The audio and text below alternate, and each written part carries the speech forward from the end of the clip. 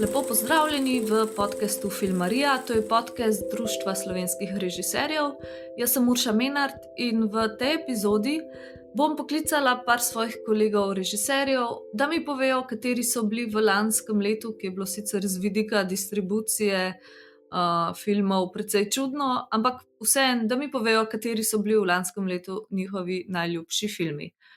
Upam, da boste na tak način dobili tudi kakšno zanimivo priporočilo za pogledati v naslednjih dneh.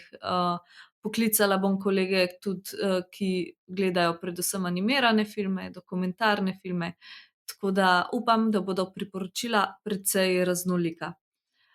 Zdaj pa je že za začetek z nami kolega režiser, scenarist, igralec in glas, ki ga slišite v vsaki epizodi na koncu tega podcasta, Luka Marčetič.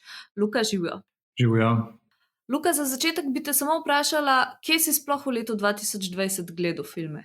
Na online platformah, se pravi Amazon, Apple+, celo Netflix, HBO. A se ti zdi, da si pogrešal v tem letu izkušnjo kina, ali se ti zdi tako, kot zdaj govorijo, da znajo te platforme tudi kar nadomestiti kino izkušnjo? Ne verjamem, da bodo nadomestile, to govorijo za vsak nov medij, ki pride.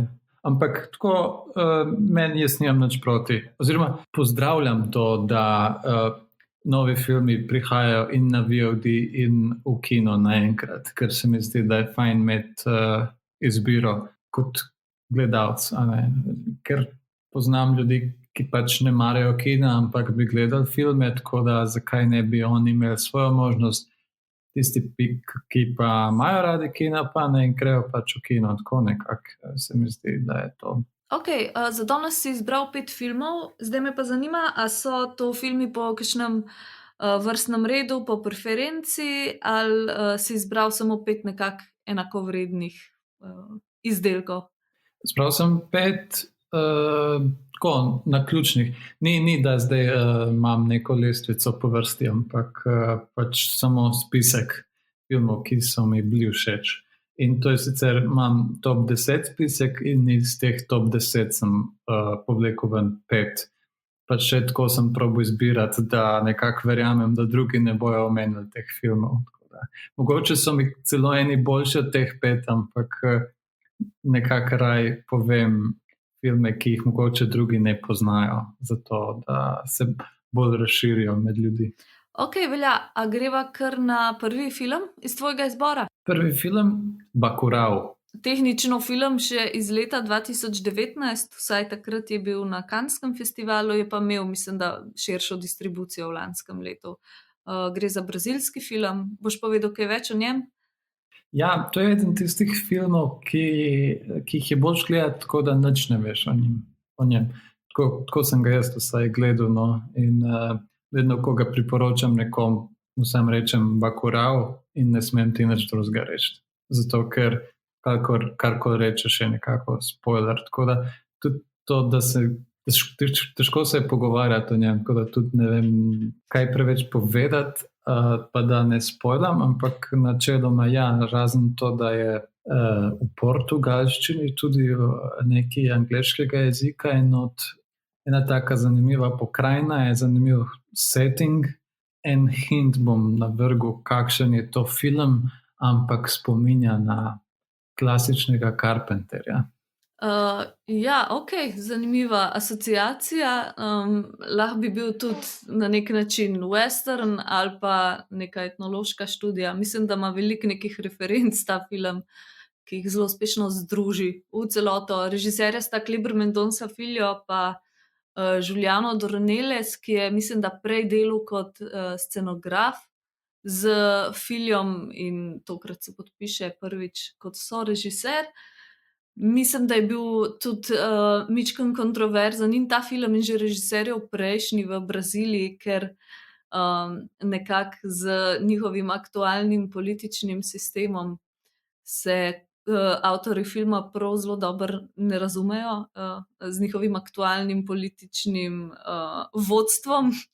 In mislim, da je bil tudi nek škandal, ker Brazilija ni želela njegovih filmov, čeprav so bili mednarodno izjemno uspešni, tudi prejšnji na festivalu v Cannesu in tako. Ampak niso bili uradni brazilski kandidati za tujejezične Oskarje. Tako da mislim, da je tudi ekipa filma protestirala na festivalu v Cannesu. A bi še kaj dodal o filmu Bacurau ali greva naprej? Ja, rekel bi samo to, kar si tako tudi ti omenila zdaj. Ja, film je precej političen, to lahko tudi rečem, pa da nič ne spoilam, ampak ni v tej smeri, kao da je direktno to, ampak ga lahko tudi gledaš kot science fiction ali akcijo ali pa horror celo na momente, a ne, sploh ne rabiš gledati kot neka metafora, ampak čeprav to v osnovi je, ne, zaradi tega je nekako tudi ta film zanimiv, se mi zdi. Ok, se pravi, to je bil Bacurau. Greva na naslednji film po tvojem izboru. Ja, jaz imam ta problem, kakor verjetno tudi drugi, se ne vem, ko so to eni filmi iz 2019, samih nismo mi imeli smrtniki možnost gledati letos, oziroma v 2019, tako da pač si kao predstavljam, da je to iz 2020, zato ker sem ga lahko takrat uradno gledal in to je tudi recimo Uncut Gems. Zakaj mi je ta film dober? Zato, ker mi je povzročil ena čustva, ki jih ni tako lahko povzročiti s filmom. Oziroma celo v tem smislu, da kolikor že traja, ne vem, ura pa pol rečemo, mogoče malo več. Mislim, da je kar precej daljši. Ja, ne, 2 uri, čez 2 uri je točno, res je. No, kar je še boljš v resnici v tem primeru, zato ker te konstantno od prve do zadnje minute drži nervoznega, totalno skozi na trnih. In ko je filma konc, si kar čist prešvican in utrujen dobesedno. Ja, jaz moram reči, da mi je ta film, to sta napisala in režirala brata Safdie, Josh in Benny. Včasih Benny tudi igra, v tem filmu sicer ne, ampak jaz moram priznati, da mi je to od vseh njunih filmov, ki sem jih videla, ta najslabši. Je pa zanimivo, v bistvu daleč najbolj uspešen bil, tako se mi zdi, na tem nekem distribucijskem trgu mednarodnem, pa niti ne vem, a to zaradi te, to pa je treba priznati, zelo dobro odigrane vloge Adama Sandlerja, ali mogoče lik zaradi te nervozne, anksiozne, tega ritma filma, ki si ga tudi omenil. Sam tudi prejšnji film ima to, ne, tako da ni to razlog. Jaz mislim, da je pač marketing. Itak Adam Sandler, tudi Netflix film je, tako da so tudi oni kaj naredili s tem.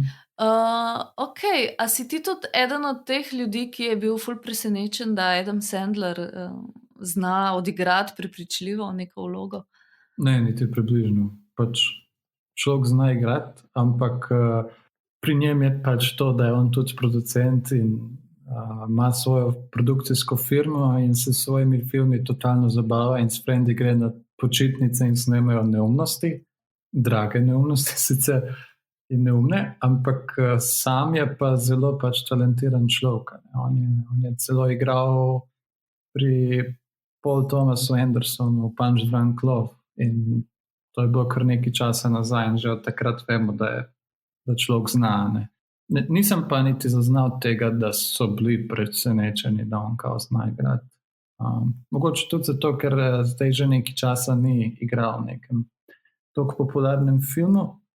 Razen mogoče, ja, bil je tudi v tem Meyerowitz Stories, pa tam je bil tudi ful dober. Ok, Luka, greva naprej na tretji film po tvojem izboru. Tretji film, najmanj znan film tistega leta, po moje, vsaj tak feeling imam, je romantična komedija, drama, teenagerska, Spontaneous. In ne malo je takih filmov na trgu, ampak ta je končno en, ki pripelje svežino v ta že res utrujen žanr. Ko rečeš takih filmov, kakšne filme imaš v mislih oziroma kakšen film je to? Ja, pač teenagerski romantični filmi, kjer je neka pač drama, torej mogoče v pogostem primeru je to smrt enega od glavnih likov. Ampak tukaj niti ni to bistvo sploh. pa tudi ne bi kaj spojilo, ampak vzame to od vseh ostalih filmov, pa malo to obrne na glavo in prinese to neko svežino. Plus tega, da sta glavna dva lika zelo ekstremno simpatična, kar se mi tudi ne zdi tako pogosto pri teh filmih, ko jih gledam, vsaj jaz kot 35-letni človek, so mi vedno annoying te liki. Tukaj sem jih pa z velikim... Najstniki, ali kaj? Ja, nervirajo. Aha. Tukaj jih pa z velikim veseljem gledam. Ampak ne najstniki na splošno, sem pač liki v teh filmih. Sej mogoče lahko vseeno izdava neko čisto osnovno idejo filma, se pravi. Ja, itak. Se pravi, tako kot mnogi te tinejdžerski filmi, je tudi ta narejen po knjigi.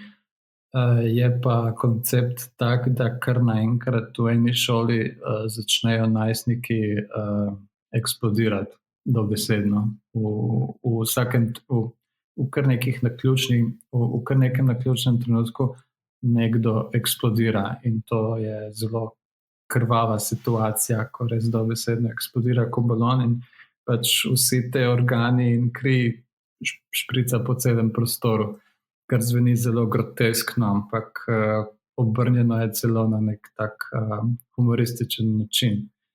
Tako da je tudi že ta koncept zanimiv v tem smislu, da skozi, ko gledaš film, nikoli ne moreš pričakovati, kaj se bo naslednjo sekundo zgodilo, oziroma kdo bo naslednji eksplodiral, kar tako naenkrat, ali pa ne bo. Ne?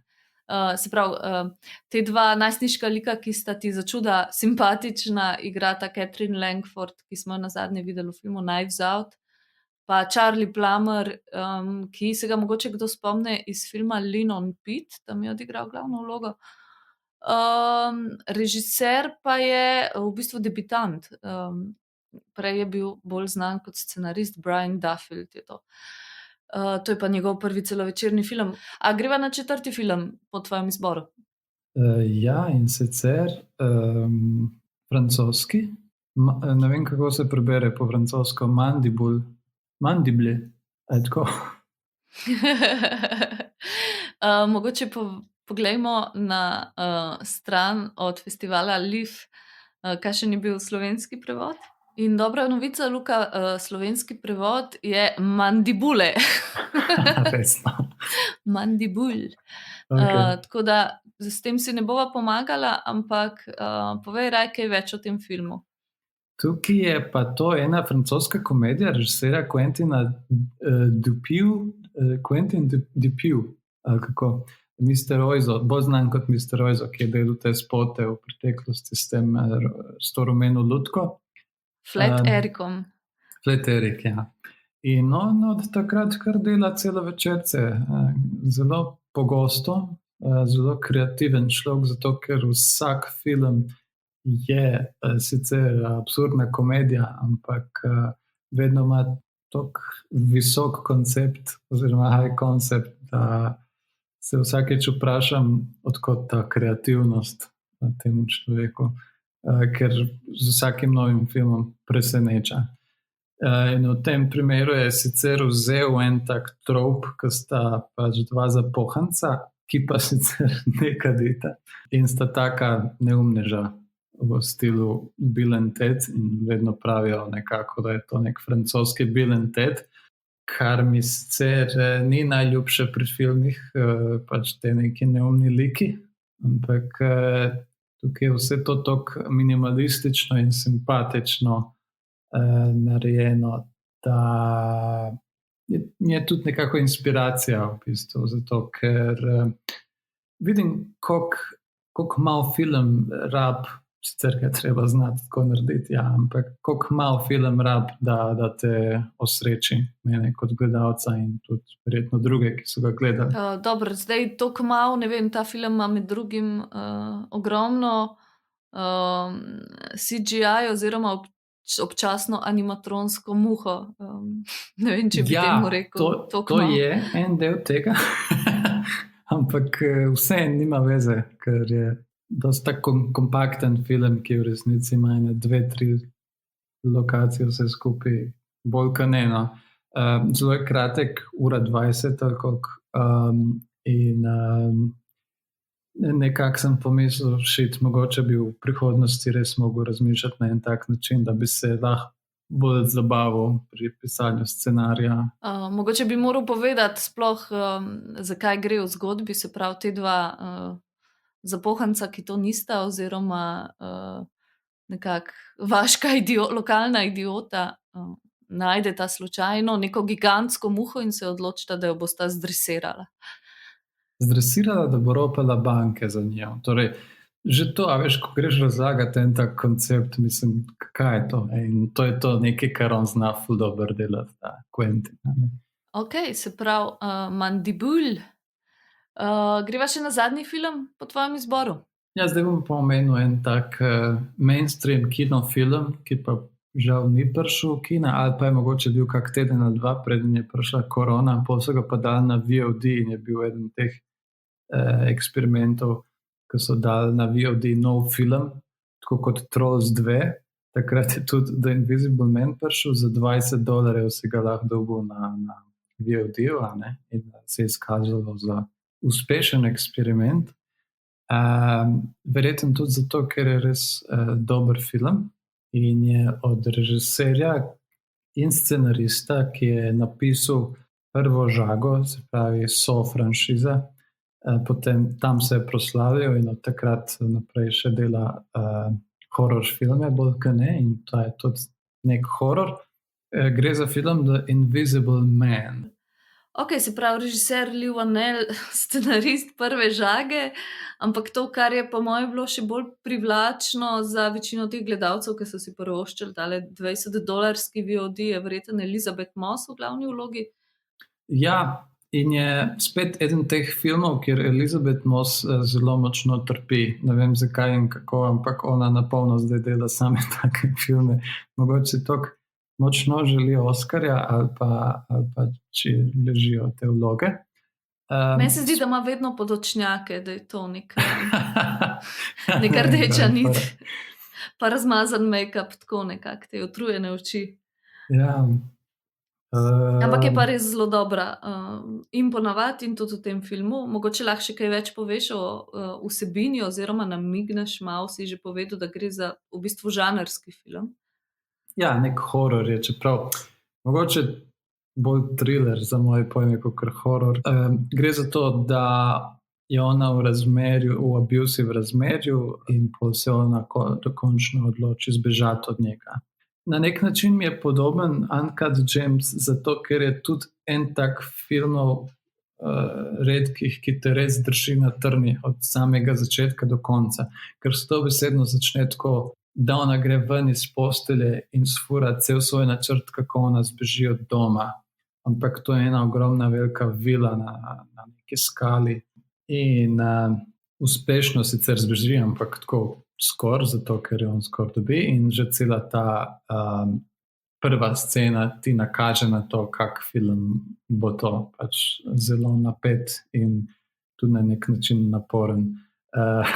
Potem se pa zgodi to, da kao se on ubije, oziroma to novico ona dobi in pol jo začne on strašiti, se ne vem, če je to prava beseda, ampak skaže se, da je on nek znanstvenik, ki je v svoji kleti naredil nek kostum, s katerim lahko postane neviden in pač s tem kostumom namesto, da naredi ne vem kaj dobro za svet, on se odloči, da bo še naprej trpinčil svojo zdaj že bivšo partnerko. In to dela na take grozljive načine, da je tebi kot gledalcu kar tako malo stresno zagledati cel čas. In film je zelo low budget, kar mi je super, ker mislim, da na tak način postanejo avtorji zelo kreativni. In to se zgodi tudi v tem filmu. Da Liu Wannell, režiser, je vajen teh majhnih budžetov, tudi žaga enkrat je bil en film z mizernim budžetom, ki je postal svetovni hit. In zelo dobro zna uporabljati to na kreativne načine. In zelo je tak minimalističen in zelo dobro zna strašiti gledalca. zelo preprostimi prijemi, no, tako s kamero, s kadri. Recimo, zelo zanimivo je, kako vedno pušča neke prazne kadre za dlje časa in v bistvu ti ne veš, a je zdaj v tem kadru ta človek ali ne. In zaradi tega tudi spet je ta film tako zanimiv. To izkušnjo si opisal kot neko mučenje gledalca, ampak meni se zdi, da je to vseeno eden boljših žanrskih filmov, sploh ameriških žanrskih filmov, ki se mi zdi, da so majčkeno zašli, kar se žanra tiče, Američani v zadnjih letih. Da je to eden spet tak old school, pravzaprav žanrski napet film, ki pač drži gledalca v napetosti. Se mi zdi, da je zelo dober, tako obrtniško narejen, no, v tem smislu. Da je pravzaprav v tem kar tako vznemirljiv za gledati, no, da ne gre za tako zdaj torturo gledalca. Je pa res, da ima hkrati še to neko metaforo, recimo, no, zelo očitno, pravzaprav ne prav zelo subtilno, o tem, ne, a verjamemo žrtvam, ne vem, nasilja v družini, ko nam govorijo o tem, kako jih nekdo zlorablja ali trpinči. V tem primeru pač, če to počne človek, ki ga nihče ne vidi in nihče ne more dokazati, da je res tam zraven in on povzroča te dogodke v filmu. Ja, jaz celo upam, da je ta film eden od filmov, ki bo zagnal film srednjega budžeta. Zato, ker se je Hollywood tako navadil na te big budget filme od Marvela in so ves ta cash lahko dobili nazaj iz kino vstopnic. Zdaj tega nekako ni in so to mesto prevzeli te neki low budget, srednji budget filmi, ki pa so bili letos zelo uspešni in nekako upam, da bomo spet to videli še naprej in da se ne bo samo vrnil na tako, kot je bilo, da bomo gledali samo filme, ki so narejeni z 200 milijonov plus dolarji, ampak tudi za 2 milijona recimo in 5-6. Ja, je res, da film po eni strani kar malo spominja na te neke klasične trilerje 80-ih ali pa 90-ih let ameriške, kjer je mogoče igrala, ne vem, Julia Roberts ali pa Michelle Pfeiffer ali pa tako, nek ta dobri stari thriller, v bistvu, ki smo že kar malo, jaz sem že kar malo pozabila, kako je v bistvu to res izginilo totalno iz ameriške filmske scene in je v bistvu to res taka dobrodošla osvežitev po dolgem času, žanrska. Ok, Luka, se pravi, to je bil tvoj izbor 5 zanimivih filmov iz leta 2020. Bi še kaj dodal za konec? Ja, ne nujno najboljših, ampak ja, tako kot si rekla, zanimivih. To mi je bil všeč izraz. Ok, najlepša hvala za tvoj izbor in lepo se imej. Enako.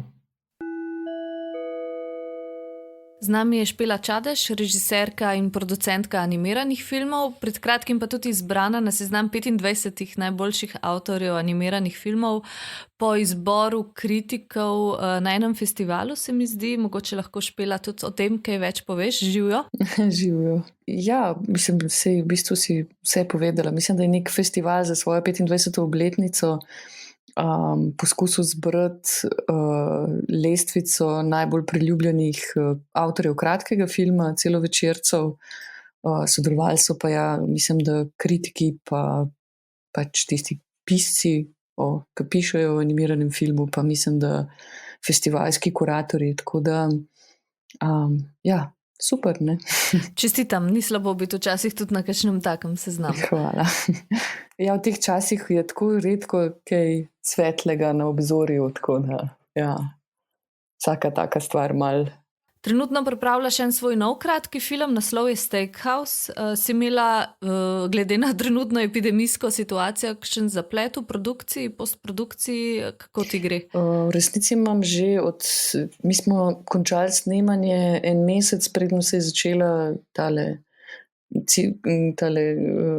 COVID situacija, tako da imam pa vso srečo, da sem zelo ponosna, da imam koprodukcijo z Nemčijo pa Francijo, ampak v tej situaciji so koprodukcije precej zahtevne. Pa še tako je, da v resnici tudi vseh festivalov ni oziroma so stisnjeni online. Jaz sem sicer na nekih parih teh online edicijah bila, ampak to tako ni približek resničnega festivala, da se v resnici smo se vsi skupaj odločili, da bomo počakali in upali, da dobimo nekje enkrat to svojo normalnost in pa predvsem kinematografe in pa festivale nazaj. Je pa res, da s tem, ko potem nismo agresivni, da takrat, ko v njih par tednov, ko se karkoli odpre, pa ko se mogoče iz ene države sme iti v drugo, nismo dovolj agresivni in potem v bistvu se vedno neki drugi projekti so prioriteta, s tem, da imam montažerko v Zagrebu, ki vsakič znova, ko poskušava dokončati film, se znova stresajo tla. Ona zdaj že po tem drugem potresu, že drugič čaka in bojo statiki ocenili, da se sme vrniti v hišo ali ne. Tako da v resnici so kar take ta postprodukcija moja se vleče, ko res sploh si nikoli nisem predstavljala. Postprodukcije so bile vedno nekaj, ki je bilo treba malo puhteti, pa vedno smo kakšen deadline lovili. Zdaj pa tako vsake 4 mesece znova odprem film, pa kaj smo že razmišljali, kje smo že bili, kje smo ostali. Tako da je kar zahtevno, no? Kar depresivno, bom rekla. Se pravi, film Steakhouse, držimo pesti, da v letu 2021 dobi neko premiero. Verjetno ga boš najprej poslala po neki festivalski poti, če bodo seveda festivali v letošnjem letu organizirani v fizični obliki. Verjetno ne bi spustila svojega filmskega otroka na online festival, vsaj ne kot premiero. Ne, ful težko, ker smo res... Ful smo se trudili z res smo šli v tako perfekcijo izdelave slike, likov in ozadij, vsak detalj je moral štimati. Snemali smo skoraj, da 1,5 leta, in mi je zelo težko potem si predstavljati, da je film predvajan na nekem računalniškem majhnem ekranu ali pa celo iPadu ali pa mogoče celo telefonu, s tem, da ga gledaš vedno v eni slabi izvedbi, slabi resoluciji, slabim zvokom. Ne vem, tako opažam tudi, ko sem bila na teh festivalih, da čisto drugače sprejemaš film, a ti sediš s publiko v temni dvorani in si popolnoma fokusiran na film, ali je to nekaj tako malo za zraven. Tako da me vse te online edicije niso toliko prepričale, ampak seveda, če bo zmagal virus, bo pa vseeno, mislim, da imamo, mogoče, če nas se primerjamo, ne vem, z gledališčem, vseeno še vedno to možnost, da se sploh lahko predvajamo. Tako da mogoče bo treba vedno eno pozitivo vzeti iz vsega, pa videti, kako bo. Kje si pa ti v letu 2020 gledala filme? Ali pa predvsem animirane filme? Ja, online, kje pa drugi? Te filme, ki jih boš zdaj izbrala, si v glavnem gledala na festivalih? Ja, na online festivalih, seveda. Nobenega od teh nisem videla v kinu, nažalost. Tako da so vsi filmi iz online edicije Anesija, Animateke, pa na enem ruskem festivalu sem bila žirantka, ker je bil online festival, mi smo se pa žirantje dobivali preko Zooma in diskutirali. To je bil zelo, zelo čuden žirantska izkušnja. Ok, predlagam, da greva kar na seznam tvojih najljubših 5 animiranih filmov lanskega leta. Pa daj prosim povej še najprej, preden začneš s filmi, a gre za lestvico od 1 do 5 oziroma od 5 do 1, ali so to enakovredni filmi, oziroma kako si razporedila teh 5 filmov? Kaj pa vem, jaz mislim, da so filmi vedno neka subjektivna stvar, tako da ne verjamem čisto lestvice, ali pa, seveda so lahko neka priporočila, ampak so vedno, se mi zdi, da filmi za vsak okus, za vsakogar, tako da ne bi jih prav res kategorizirala. Mogoče res ta prvi film je bil nekaj zelo svežega, nekaj zelo novega zame in pretresljivega, tako da, in to moram reči, da s tem, ko hodim kar veliko po festivalih in gledam najbrž kar veliko teh filmov, me redko kakšen film pretrese, oziroma da me tako malo zbudi, da se pa še da malo drugače, ali pa tega pa še nisem videla, recimo. Tako da v bistvu, predvsem v celovečerni obliki animiranih filmov je redkost, da pride ena tako avtorska stvar, kakor je film Kill It and Leave This Town, Marija Vilčinskega iz Poljske, kjer je, mislim, da ta film me je res očaral v neki taki preprosti tehniki, ampak hkrati kompleksni zgodbi, nelinearnosti, v bistvu avtorstvu, enemu osebnemu pristopu. Ne vem, tako res mi je bil nekaj posebnega ta film. Tako da blazno sem bila tudi vesela, da je prvič v zgodovini poljskega filma animirani film dobil tudi nagrado za najboljši poljski film leta, in mislim, da si to res zasluži. No, tako. Sem pa videla, da je na spletni strani od Animateke tudi na voljo Q&A pa masterclass od režiserja. Ja, ga tudi toplo priporočam. Super je. Jaz mislim, da Mariuš je tak v bistvu v prvi vrsti mislec in profesor. Mene vedno ko malo pomislim, najbrž se vedno zdaj nekje primerjamo s tem, da drvimo nekam v eno tako politično situacijo, kakor je na Poljskem, se vedno vprašam, kako je šele takim ljudem, ki tako razmišljajo, ki tako v bistvu imajo široko obzorje, kako mora biti šele to težko v bistvu živeti v eni taki atmosferi, tako da zelo, zelo toplo priporočam njegova razmišljanja in njegove v bistvu, ja, njegove prve stike. On je drugače po izobrazbi slikar, in kako se v bistvu ta čarobnost animiranega filma zgodi, ko v bistvu poznaš nekje svoje risbe, svoje slike, pa te kar naenkrat oživijo in te liki dobijo neko življenje, in kako je bilo v bistvu to čarobno za njega. Meni pa pri njemu vseeno všeč, da je ohranil neko, da v bistvu se ne ozira ne tako po nekem klasičnem ustvarjanju filma, kot nekega klasičnega scenarija, nekih teh, ampak je zelo, zelo, zelo, se mi zdi, da eno tako svojo pripoved uspel ujeti. No. Tak zelo temačen film. V Guardianu mislim, da ga je Peter Bradshaw označil za temačno zgodbo, ki pa pravzaprav ni zgodba. Ja, tako je. Se v bistvu ta zgodba, ki ni zgodba, se mi zdi, da je največji čar tega filma, ki jo slutiš, pa jo v bistvu nimaš čist zares v rokah, no, tako bi rekla. Ok, se pravi, to je Kill It and Leave This Town, tvoj daleč najljubši film lanskega leta. Daleč najljubši film tega leta, to bi lahko rekla, ja. Ok, zdaj pa greva lahko naprej. Tukaj na tem seznamu ima še en celovečerni film. Ja, okay. Sicer sem pol videla, ker sem ti že poslala, da je tudi ta iz leta 2019, upam, da to ne bo prehudo, bil je vse nagrajen letos v Annecyju. V letu 2020 tudi nominiran za Oscar. Je, mislim, da tudi zelo dobro se je prodal v Netflixu, tako da se ga da tam tudi pogledati, če si naročnik Netflixa. Meni je pa v bistvu fasciniran film, ker je v bistvu bila vsebina tako primerna za animirani film, da je tako v bistvu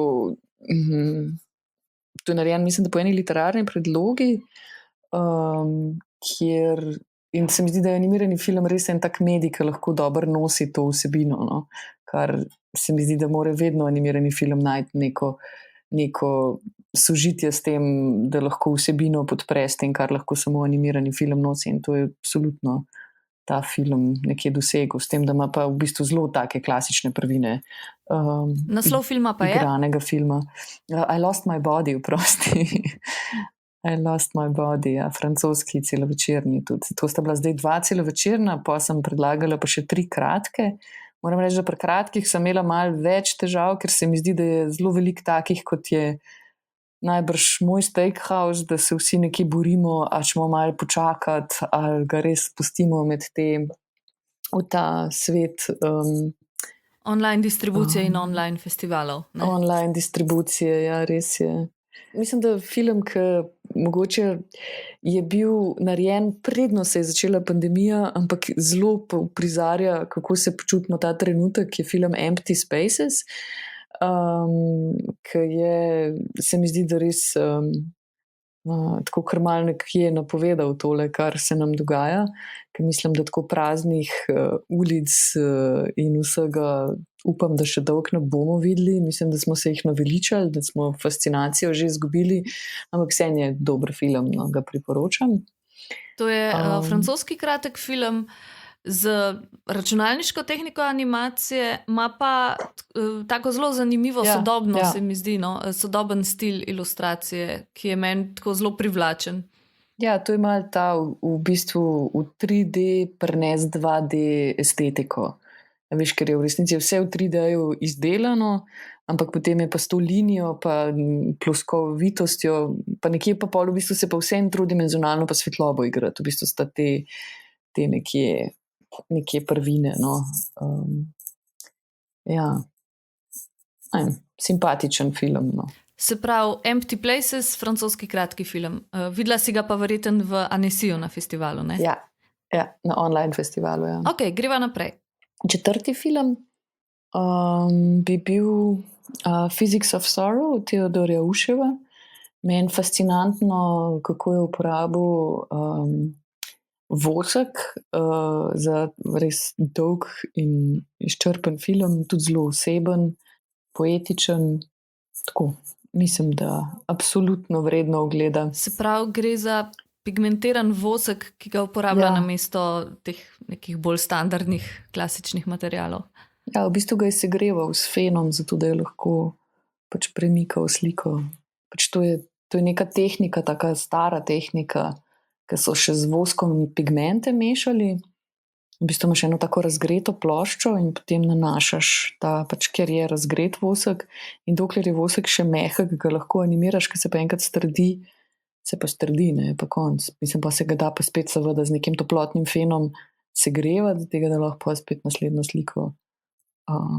Tako da njemu je pa uspelo nekih 20 minut tega narediti, pa mislim, da je kar mojstersko narejeno. No. Je pa drugačen scenarij za ta film napisan po romanu Fizika žalosti Georgija Gospodinova. To pa imamo tudi v slovenskem prevodu, ta roman. A res? Možda to pa ne vem. Ja, to je ta bolgarski pisatelj, od katerega mislim, da imamo več del prevedenih v slovenščino. Tega sem slučajno zasledila, da je šel pri Beletrini, se mi zdi. Teodor Ušev že skozi, mislim, da sta prijatelj s tem pisateljem, tako da ni prvi film, ki dela po njegovi predlogi. Vem pa, da je pač Teodorju v tem obdobju umrl oče in da je v bistvu potem nekje svojo žalost preko tega filma nekje uprizoril. No? Tako nekje je tako zaradi tega malo osebna tudi pripoved tega, tudi v bistvu Bolgara, ki se znajde kot migrant v Kanadi, pa tako pač te naše realnosti. Migrantske. Migrantske, ja.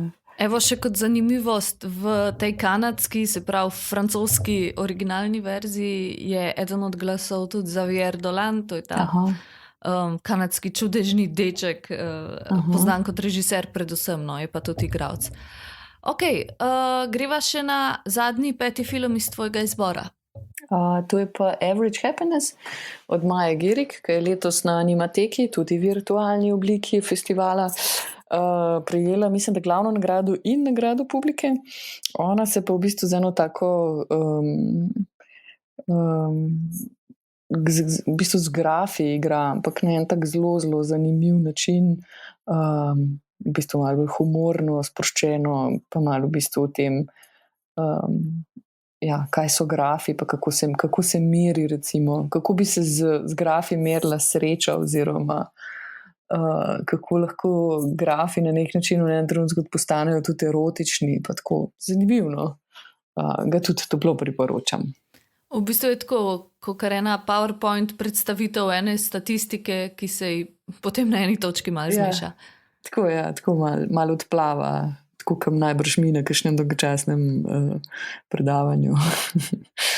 Ta film Average Happiness je pa tudi na Vimeo On Demand na voljo, sem opazila, tako da si ga vsi lahko pogledamo. So pa Aha. na Vimeo tudi tvoji filmi na voljo, se pravi in tvoja nedavna filma Bolest pa Nočna ptica. Pa je morda možno pogledati tudi tvoje starejše filme? Na Vimeu so vse, kar sem naredila, je na Vimeu pod Špela Čadež, tako da mislim, da ni tako težko najti. Ok, in čakamo Steakhouse. Upamo, Ja, da tudi jaz ga že enkrat v zelo tem letu. čakam. Recimo, ja, sej bo. Sej nas bojo precepili, pa bo spet vzeti, koliko je bilo. A ne? No, držimo pesti. Ok, Špela, najlepša ti hvala za ta pogovor, Ni za kaj, hvala za povabilo. pa za ta izbor, pa srečno v postprodukciji. Ja, hvala. Adijo. Adijo, čau.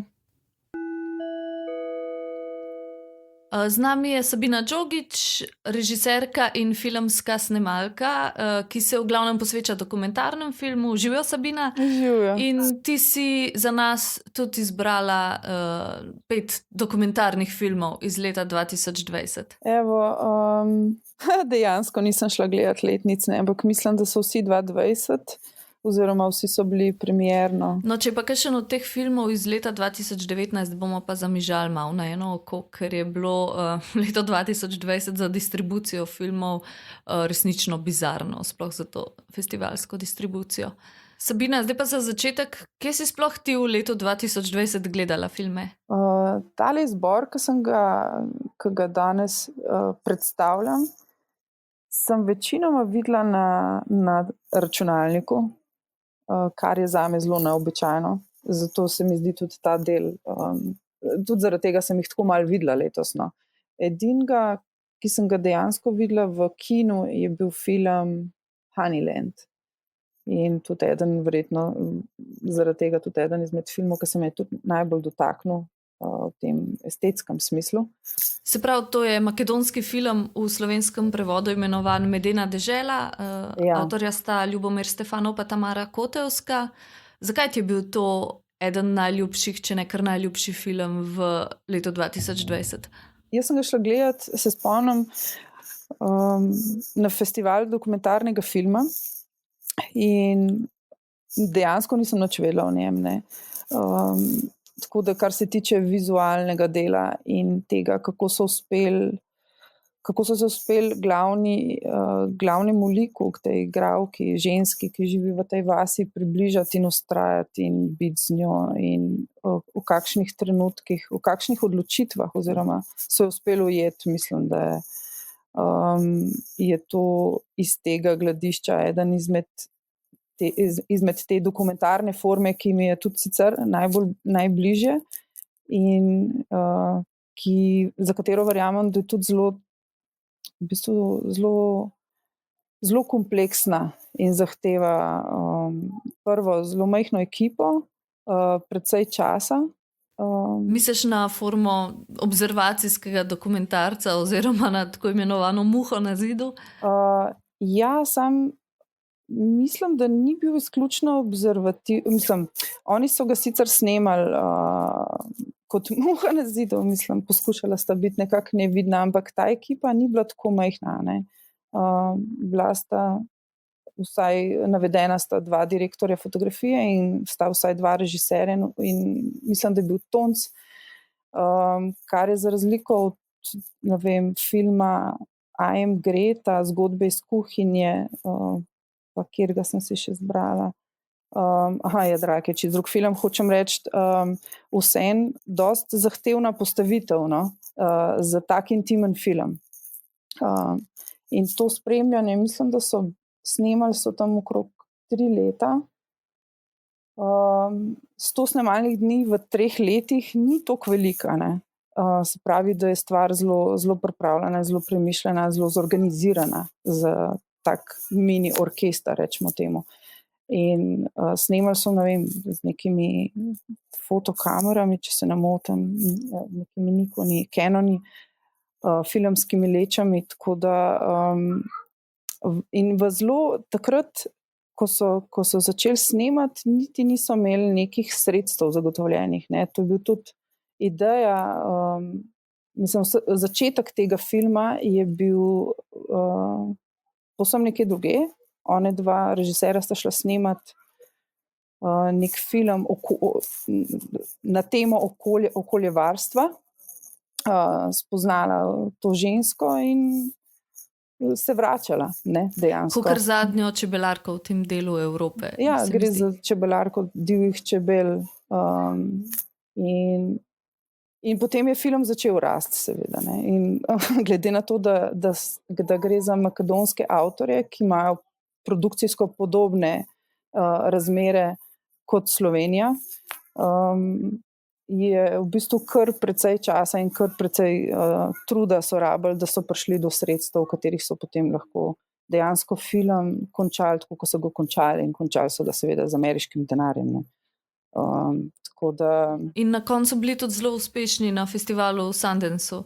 Pa če se ne motim, gre tudi za edini film, ki je bil kadarkoli nominiran hkrati in za Oskarja za najboljši dokumentarni film in za Oskarja za najboljši tujejezični film. ja, mislim, da jih je to rešil. Na koncu so se jim pridružili Američani v koprodukciji, in to jim je omogočilo seveda vstop tudi za Oskarja za tuji film. Ne. Tako da zgodba je seveda izjemna, končala se je, mislim, to ni bil niti približno v načrtih. In to pač nekega, jaz vidim to kot neko postransko zgodbo, no, ampak samo to snemanje, vse to, kar so uspeli zaobjeti v filmu, se pravi do samega konca, je tako presunljivo, da to so te filmi humanizma sodobnega, ki se mi zdi, da predajajo naprej eno ne samo znanje, ampak eno zaveščenost, ki jo med drugim, ne, vidim pol eno paralelo s tem drugim filmom, ki sem ga zbrala, zelo podoben. Se pravi, ta film I am Greta, švedski film Nathana Grossmana. Ja, sej Medena dežela je tudi eden mojih najljubših filmov zadnjih nekaj let. Mislim, da gre za eno zgodbo, ki zelo dobro funkcionira in na čiste osebni ravni in hkrati na neki globalni ravni, ki hkrati ni didaktična, ampak je zelo poetična in je zelo posrečeno z neko lokalno malo zgodbico govori v bistvu o vseh nas in o celem planetu. Tako, je pa to za eno tako majhno kinematografijo, kot je makedonska, res izjemen dosežek. Tako produkcijsko, kot pač seveda tudi distribucijsko. To je tudi en ful dober primer, kako imaš ti take zelo lokalne, zelo ruralne, intimne zgodbe o ljudeh, pravzaprav iz nekraja. Koliko je to pomembno za razumevanje v bistvu sočloveka, kulture, migracij, ne, ker noter imaš en krasen moment, ki pride neka tuja družina in ona v bistvu brez problema jim preda tudi svoje znanje o čebelah in pol vidimo, kaj se s tem zgodi. Ne. Ta neka globalizacija, ki vdre v okolja, v ta nedotakljiva okolja, ne, ki so nedotakljiva v teh tudi najbolj surovem smislu življenja in smrti, preživetja. In tako da v bistvu hkrati, ko se čudiš in občuduješ v bistvu to njeno delo, znanje, življenje, ne, je to tudi v bistvu neka bolečina, ki se mi zdi, da te determinira do konca filma ali pa še kasneje. No. Ja, pa hkrati gre tudi za eno tako zelo posrečeno alegorijo o kapitalizmu, ne, kar verjetno ni nekaj, kar so avtorji sprva načrtovali, ampak nekaj, kar se je potem izkazalo oziroma zgodilo. Ampak to, kar je pa fenomen filma, in to ni prvi dokumentarni film, za katerega vem, da je imel podobno zgodbo, no, je pa, da so uspeli iz te zgodbe v bistvu uporabiti ta nek tok kapitalizma, ki ga pa lahko film vrne v to okolje, ne, in so začeli prodajati med. In v bistvu je film, medtem ko se je distribuiral glavni proizvod v filmu. Tako da so s tem, mislim, da so kar precej sredstev in za film in kasneje za neke vrste poplačilo v sodelovanju z glavno igralko oziroma nastopajočo, no, ne bom težko rečem igralko v tem klasičnem filmskem smislu. nagradili in ji v bistvu neke vrste izmenjava, no, hočem reči, se je zgodila kle, veš, nekdo ti pove zgodbo in ti mu podariš film, no. Tako sem jaz razumela ta njihov proces. Ja, film je ravno pred kratkim bil predvajan na TV Slovenija, tako da je še vedno na voljo tudi na tem MMC4D njihovem portalu in kdor si ga še ni ogledal, mislim, da ima zdaj odlično priložnost na to nadoknadi. Kje se da pa med kupiti, pa ne vem. Mislim, da je spletna stran prav. Jaz sicer nisem šla teh stvari, to so bolj te trači, ki jih potem slišiš ob festivalski ali pa ne. Kaj se vse da narediti v bistvu s filmom, oziroma odkod vse ljudje financirajo filme prvenstveno. Ne. Ok, greva na naslednji film. Naslednji film, ki ga pa zdaj povezujem s tem Honeylandom, ki je imel pa podoben vzrok, zakaj je prišlo do tega filma, ne, je bilo pa tudi Nathan Grossman, režiser tega filma, v katerem praktično nič ne vemo. On je delal neke manjše stvari in predvsej se je posvečal temi okolja. So mu predstavili oziroma omenili to družino, Gretino družino, ne? In je zelo nedolžno je v bistvu šel snemati Greto takrat, ko je začela s svojimi protesti pred parlamentom. Oziroma ne vem, aj točno pred parlamentom, tista stavba. Na ulici je v glavnem sklop enih naključij, ki je privedel še do enega izjemnega filma. Mislim, govorim zdaj o izjemnem. Jaz se poskušam, kadar tako delam neki izbor filmski, odmakniti od same vsebinske vrednosti, ki je dostikrat močnejša od forme, ne? Ampak tukaj sta res dva filma, ki se mi zdita, da presegata te neke pogoje, v katerih se da dobre filme narediti. Dokumentarne, se pravi, v tej neki nepredvidljivosti. In to je film, ki je praktično narejen z enim človekom, ne, ki je delal kamero, ki je bil na kameri in je snemal zvok. Mislim, da je skoraj celoten film je posnet samo z njim, ne vem, če imel še kakšno pomoč. In ja, dejansko je bilo tako, on je spoznal Greto, se spoprijateljil z njo in jo samo spremljal, ne, dokler ni prišlo do takega odmeva in takih razsežnosti, kjer je v bistvu rabil potem tudi produkcijske hiše in dodatna finančna sredstva in to je nekako končalo precej, da se mi zdi, da precej big budget produkciji. Ja, mislim, da je ta platforma Hulu, spletna platforma, potem na eni točki pristopila zraven, tudi kot koproducent, mislim, da pa tudi kasneje distributer. Ja, imel je na koncu full televiziji, pa tako, kar je seveda razumljivo, Greta je sama po sebi postala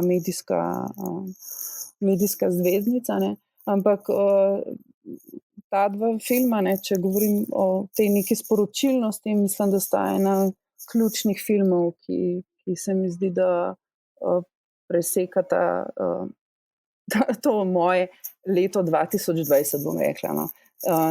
Ne samo ta ozaveščenost ali pa nek odmev na to, o čemer ves čas poslušamo, ampak kjer imaš ti neke zelo nedolžne, naivne, ampak hkrati izjemno modre like, ki postavljajo neko novo vizijo sveta. Ne. In zato me ta film toliko fasciniral, govorim tudi o Greti. Jaz sicer kaj več od teh nekih občasnih novic, ki jih niti nisem redno spremljala, je nisem poznala, tako da nisem poznala njene intimne zgodbe, niti zdravstvene, niti karkoli. In to, kako se režiserju uspe približati, ampak hkrati ohranjati to neko etično distanco, to neko spoštovanje tudi do njunega odnosa med očetom in hčerjo, ne, ki je prisoten skozi cel film.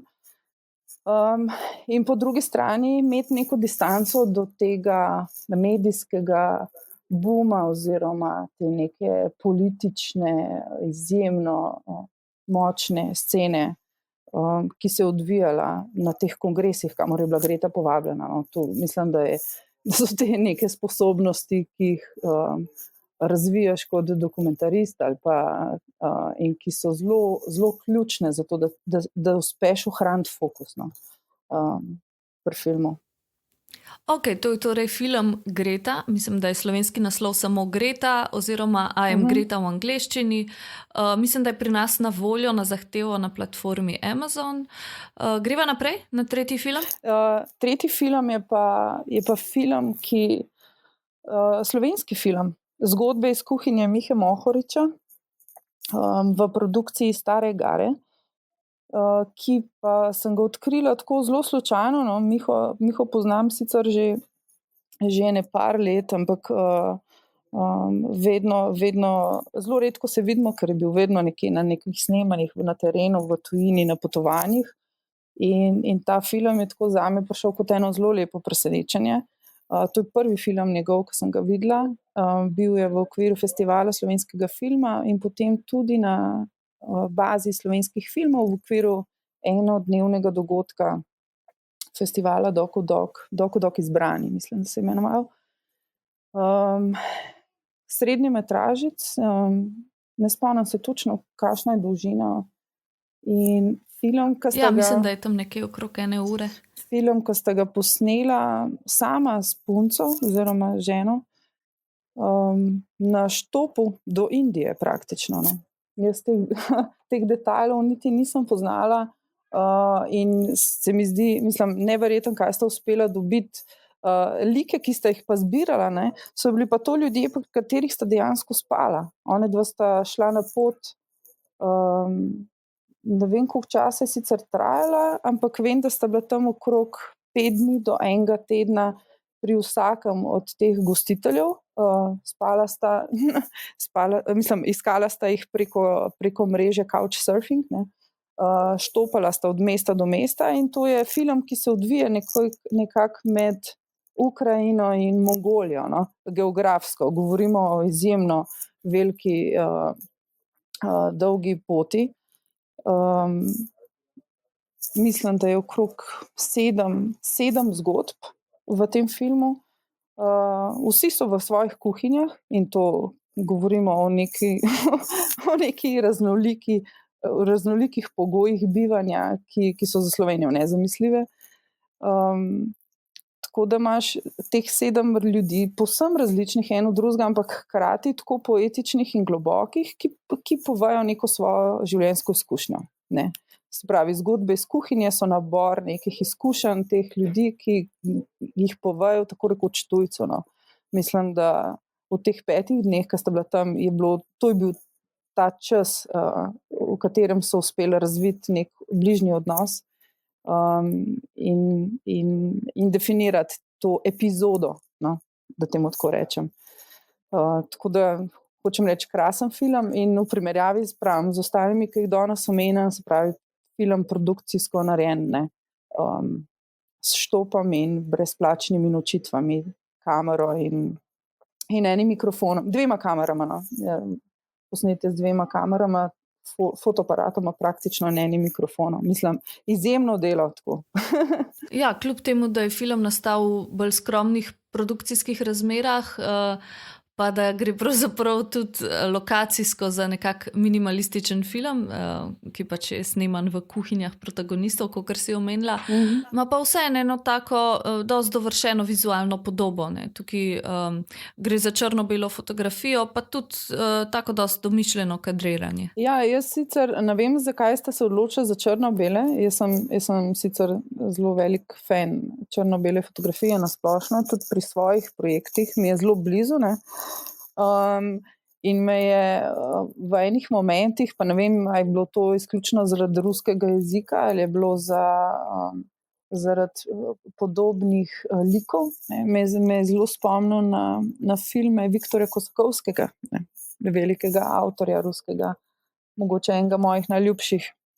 In nisem se mogla izogniti, da ga ne vprašam, ne, Miho, če pozna njegova dela, jih. Tako da se mi zdi, da je mogoče nek tihi vpliv. in se ve, da ne spomnim se naslova točno filma od Kosakovskega, ampak gre za en emblematičen film, ruski film, ki je posnet v hiši, ne, znotraj, v hiši ljudi, tudi takih napol tragičnih zgodb. Gre za film z naslovom Belovi, se pravi, tako se piše o ta družina, ki živi v tej hiši, ki si jo omenila. Film iz leta 92, ja. Tako da je vam mogoče še eno dodatno priporočilo poleg teh tvojih 5, Viktor Kosakovski in njegovi dokumentarni filmi. Ok, Sabina, zdaj pa povej še, kateri je 4. film, ki si ga izbrala? Pa to pa zadnji film, ki sem ga videla, in to v bistvu iz po kanalih tako imenovane teh privilegijev mednarodnih poznanstv. To je bil film, ki je zmagal na letošnji ITFI, festivalu mednarodnega filma v Amsterdamu, Radiography of a Family, oziroma ne vem, kako bo to prevajala, radiografija družine, iranske režiserke, katera me je sicer malo spomnil na film Marjan Satrapi, če se spomnite, Persepolis. Ok, tam gre za animirani film, ampak imamo zelo podobno, se pravi, neko osebno družinsko zgodbo, ki je vpeta v zgodovino Irana, ne, zadnjih 60 let, mislim, da zaobseže. Izjemen film, praktično narejen na podlagi fotografij, neka rekonstrukcija v bistvu režiserkinih staršev, zgodbe režiserkinih staršev, ko sta se spoznala. Mislim, že otvoritev je v bistvu taka zelo nenavadna. Ne. Gre za pove zgodbo mame, ki se je poročila s sliko njenega očeta. Ne. In potem začne šele odkrivati, zakaj pravzaprav je šlo. Ne. Njenega očeta spoznala sta se, ker je oče živel takrat v Švici, je šel na obiskat svojo družino v Iran, je spoznal njeno mamo in je ni mogel drugače pripeljati nazaj v Švico kot poročeno. Niso pa dovolili, da bi se vračal, tako da se je dejansko ženska se je poročila s sliko svojega moža oziroma bodočega moža in to odpelje v Švico, kjer ni srečna in pol s časoma se vračajo, kjer se začne ta turbulentno obdobje Irana. In kar je zanimivo in kar je nekaj najlepšega, kar sem izkusila mogoče v zadnjem času, čeprav tlele bi vsem problematizirala dokumentarni film, ki ni tako dokumentarni, ne, na vse zadnje, je to, da v bistvu ona sestavi rekonstrukcijo zgodbe s tem, da iz pisem, ki ste si jih izmenjala oče in mama, ustvari nek scenarij, dialog listo pravzaprav, ki jo zaigrajo igralci, in na podlagi teh zvočnih posnetkov iz različnih recimo temu arhivov, iz različnih vizualnih virov, poskuša najti ilustracijo teh njunih dialogov in jih hkrati zvočno rekonstruirati. Ne? Se pravi, kle je bilo verjetno, ne vem detajlno, ampak večinoma je šlo za neme posnetke iz določenega obdobja, ne vem, neke super 8 filmčke in podobno, in hkrati tudi fotografije. In je ustvarila celoten ta zvočno vesolje nekega časa, nekih prostorov, veliko interierjev, ulice, dialogov, atmosfere, hkrati tudi petja, kup enih pesmi je noter, precej religioznih, ker potem gre ta zgodba družinska, se radikalizira, ne, ker mama je bila ta element, ta verski element, zaradi katerega so se potem tudi vrnili v Iran, in ko je začel zakon, se v bistvu, oziroma med očetom in mamo, vedno večja vrzel, za razliko od liberalnega očeta.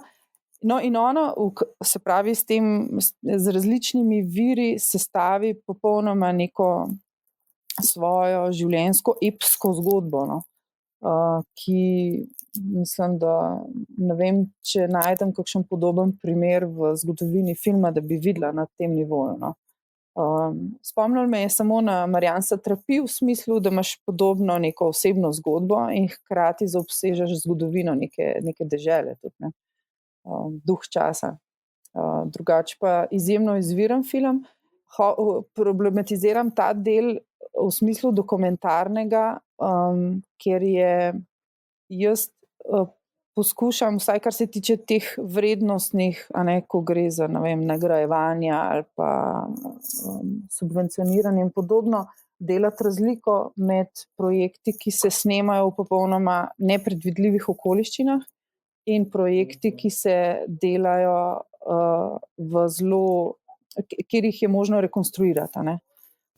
Ki se delajo v bistvu v neki zelo kontrolirani produkciji, imajo naprej napisan scenarij in tako naprej. Ne? Ja, in sem jaz to izjemno kompleksen in produkcijsko zahteven film, ampak hkrati je pa to film, ki je nastajal pač za neko pisalno mizo, tako rekoč. Ne? Ja, gre za eno čisto drugačno formo dokumentarnega filma, kot je na primer observacijski film. Ne? Tako da me je to malo presenetilo za glavno nagrado ITFE, ampak je pa vsekakor film, ki ga želim uvrstiti na ta nek seznam filmov iz leta 2020. Izjemno poučen in zelo ganljiv. Tako da to, kar je šla ona kot otroka, ki v bistvu reflektira to neko mamino odsotnost, ki se običajno imamo v perzijskem oziroma arabskem svetu primere neke moške, mačistične,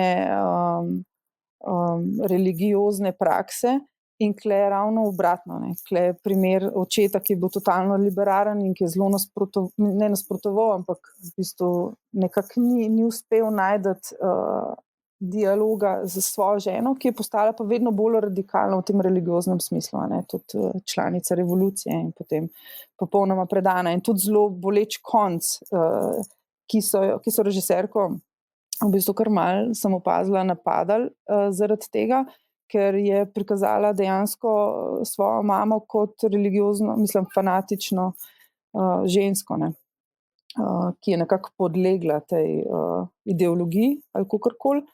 Ampak če pustimo ob strani, hočem reči, ta radiografija, ki jo omenja, oziroma naslov tega filma, s katerim se tudi konča, gre za sliko hrbtenice mamine, ki je bila zaradi nesreče v Švici potem s časoma priklenjena, se mi zdi. Ne vem, če je bila ravno na vozičku, če končala, ampak v glavnem ta nek simbol hrbtenice, neke emotivne drže. Ok, se pravi, to je radiografija družine. Sklepam, da bo neki tazga slovenski naslov, ki se enkrat znajde nekje blizu nas, najbrž na kakšnem festivalu dokumentarnega filma. Zaenkrat si je pa še nikjer ne moramo ogledati. Ja, ta film čaka še, oziroma upa še na festivalsko prikazovanje. In sem prepričana, če se bo izvajal letošnji festival dokumentarnega filma v Cankarjevem domu oziroma online, ne vem, kako ga bo izvedel, da zna biti med filmi, ki bo v selekciji, bi skoraj stavila na Popkovo selekcijo. Ok, potem imaš pa še en film, še zadnji celovečerni dokumentarc. No, ta film sem pa želela vključiti. To je bil film, ki je bil na letošnjem festivalu dokumentarnega filma že prikazan, ampak je bil trenutno in je veliki hit RTV Slovenija, programa RTV Slovenije. Film Jadralke Maiden Alexa Holmesa. Sem ga povrstila mogoče iz neke primerjave, ker gre za formalno zelo klasičen film tipični film naše slovenske televizije, v smislu neke pretekle zgodbe, ki je prevzela takraten medijski prostor, in potem neko refleksijo 30 let kasneje, iz katere se dela rekonstrukcija te zgodbe. Se pravi, imamo kle pričevanja glavnih akterk v tem primeru in z enim ogromnim in zelo bogatim zapisom iz preteklosti, ki obstaja, ki je bil medijsko zelo obsežen. Gre seveda za žensko ekipo, za jadralke, ki so prve v zgodovini sodelovale na tej regati in obkrožile svet. In pravzaprav ni zdaj film, jaz ga ne vidim toliko kot film o tej, o jadralstvu, ne, temveč film v bistvu neke vizije enega dekleta pravzaprav, ki se je mogla, ki je klobovala vsem možnim nasprotovanjem, da je to sploh možno. In se mi zdi en tak, mogoče eden lepših primerov ljudi, ki sanjajo, in ki so sposobni v bistvu ustrajati. Tako da film o ustrajanju, ki se mi zdi v vsakem okolju, v vsakem primeru, še posebej pa pri filmu, ne, se pravi v okoliščinah, v katerih smo ves čas, tak zelo optimističen film. No. Jaz ga dajem kot mogoče lepših primerov izmed filmov, ki sem jih videla v zadnjem času, mogoče tudi zaradi tega, ki pokaže neko ekipo ženskih, neko žensko ekipo pravzaprav, kako se niti ne upira, ampak kako se znajde v tej zgodovini moških praks, no. In v bistvu najde, izumi, odkrije novo pot. Ok, ta film je pa, mislim, da tudi še vedno na voljo na MMC4, RTV-jevem spletnem portalu za pogledat. Mislim, da gre za en tak mednarodni dokumentarni hitič. Ok, Sabina, ti trenutno ustvarjaš oziroma pripravljaš kakšen projekt, te epidemija, kaj prizadela produkcijsko?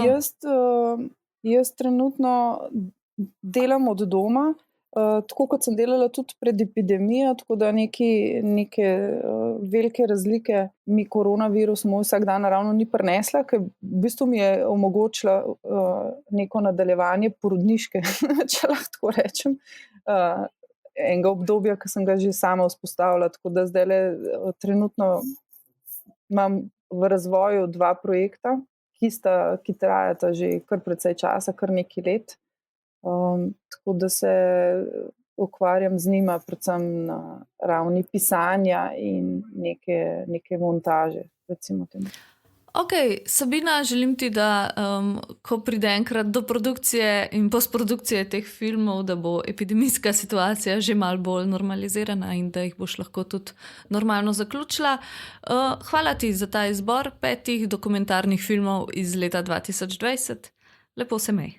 Hvala vam. Zdaj pa z mano Matevž Luzar, režiser in scenarist. Živijo, Matevž. Lep pozdrav, Urša. Matevž, kaj delaš trenutno? Pripravljaš kakšen film? Pripravljaš v tej čudni politično-epidemijski situaciji kakšen film?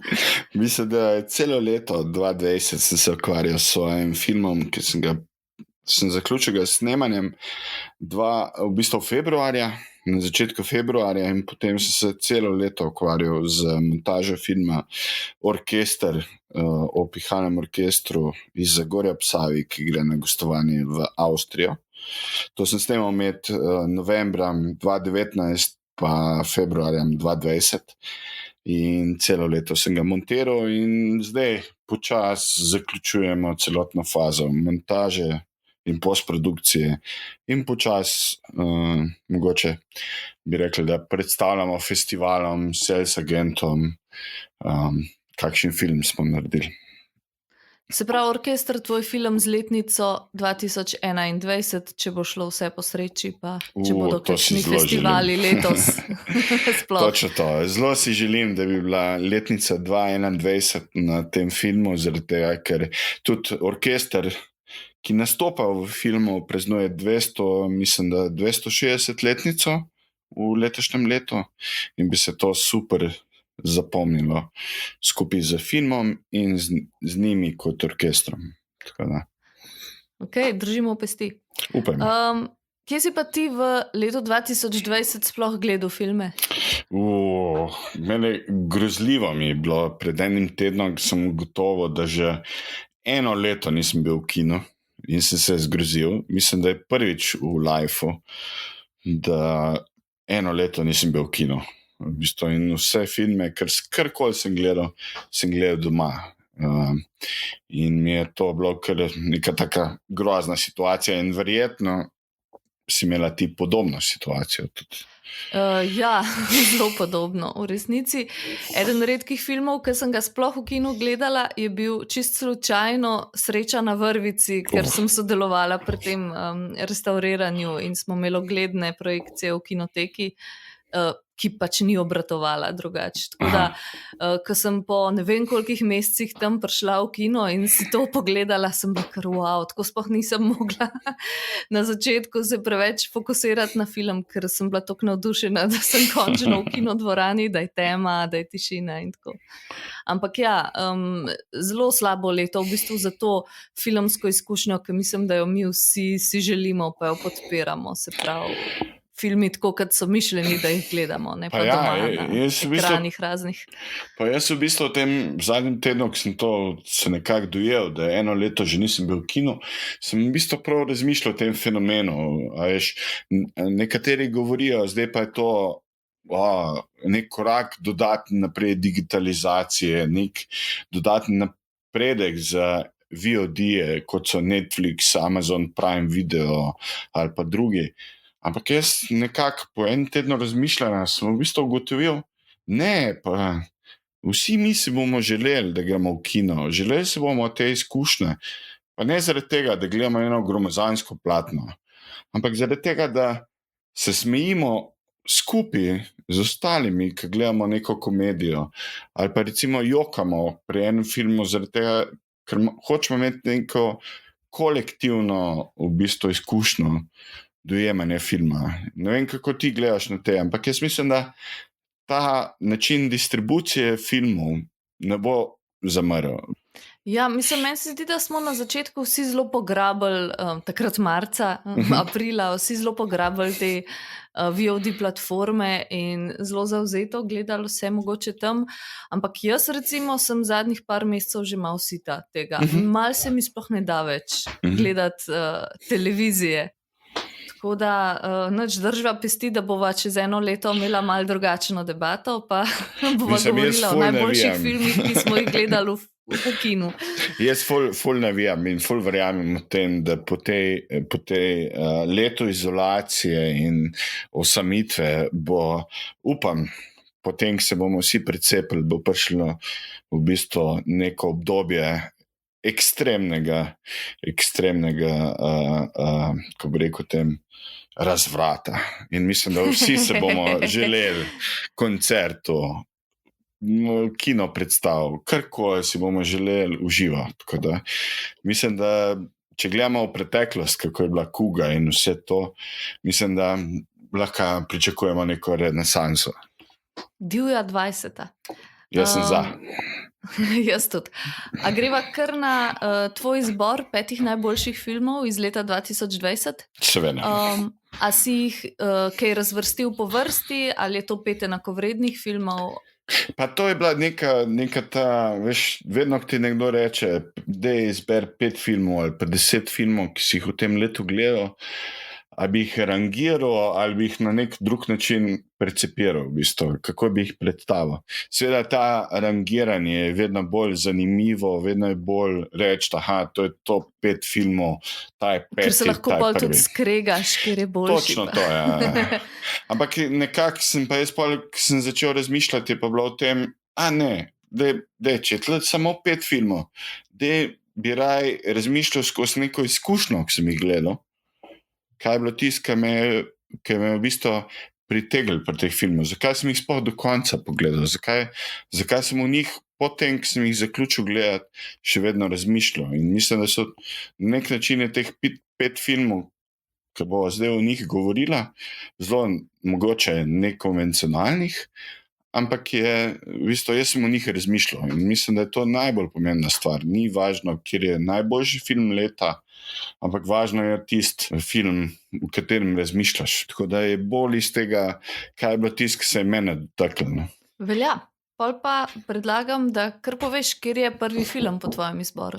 Ja, prvi film bi jaz rekel, bom kar začel v bistvu z nekim filmom, ki sem ga pred kratkim gledal na Amazonu, na Amazon Primeu, Sound of Metal. To je v bistvu film o bobnarju, ki začne izgubljati sluh.